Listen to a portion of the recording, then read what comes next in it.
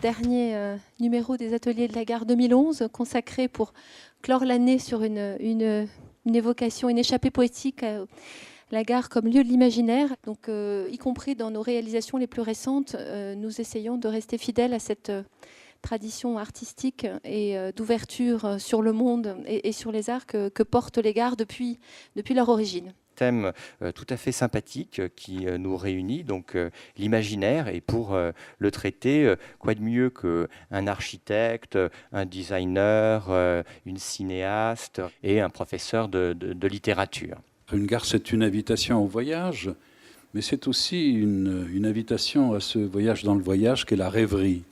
Les rêveurs de gare, je crois qu'il y en a plusieurs familles. Parce que les gares sont fort diverses entre elles. Il y a tout d'abord les gares du départ et les gares de l'arrivée, qui ne se confondent absolument pas, même s'il s'agit naturellement de la même gare. Les embarcadères et les débarcadères font du quai un théâtre. C'est évidemment très vite une image du destin, n'est-ce pas, qui se figure ici, que ce soit dans l'euphorie du départ, dans les réticences de celui pour qui le départ est affaire impossible. Et puis il y a ceux, naturellement, pour qui, et voilà Sandra, pour qui le départ, c'est évidemment un moment d'euphorie. Pour Salvador Dali, tous les chemins partent de la gare de Perpignan. Il y a ici un imaginaire, disons, réticulaire, qui fait que cette gare-là est le centre même du monde. La gare, il incite au voyage, mais il est aussi une rappel permanente de l'histoire.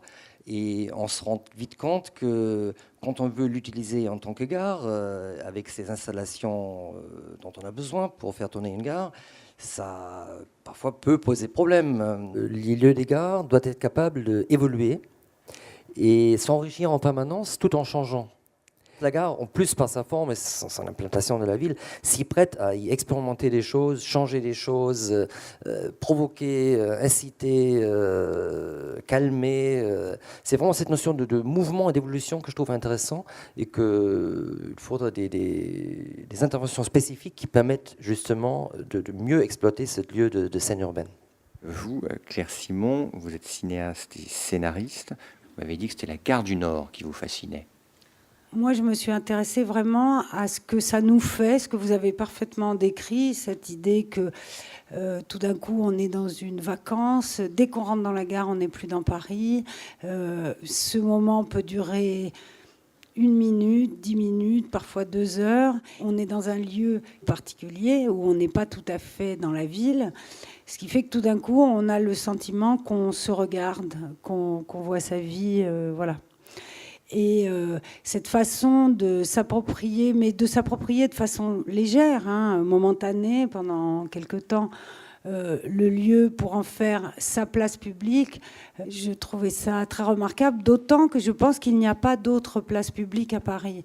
Il y a des gens qui passent, ou que ce soit des voyageurs ou des errants, ou voilà, qui viennent prendre la température du monde à la gare. On peut aussi injecter de l'imaginaire dans la fabrique des espaces de transport. Cette injection d'éléments, d'artefacts qui provoquent peut-être un changement de regard du voyageur, c'est intéressant, par exemple, comme ici à Barbès, sous la station Barbès, où ce grand programme de photos a réveillé le regard. Quand quelque chose vous réveille l'œil, vous regardez le reste. Et finalement, c'est avec une intervention, on a 2 effets. L'imaginaire est devenu maintenant un ingrédient quasiment tactique, stratégique.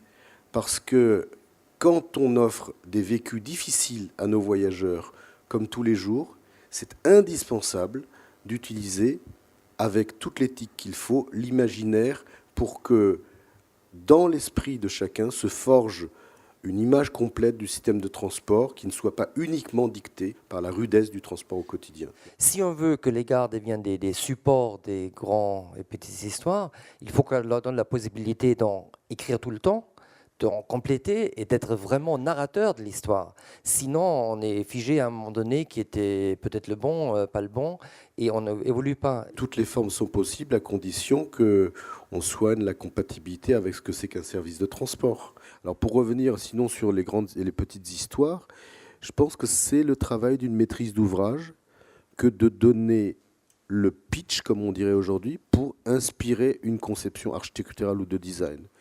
C'est le moment le plus passionnant. Je pense qu'on a été, pour être pompeux, rousseauiste, puisque ce que nous avons évoqué, c'est des rêveries de promeneurs solitaires, le tout au pluriel, pour ces gares qui ont été évoquées comme elles-mêmes des œuvres d'art.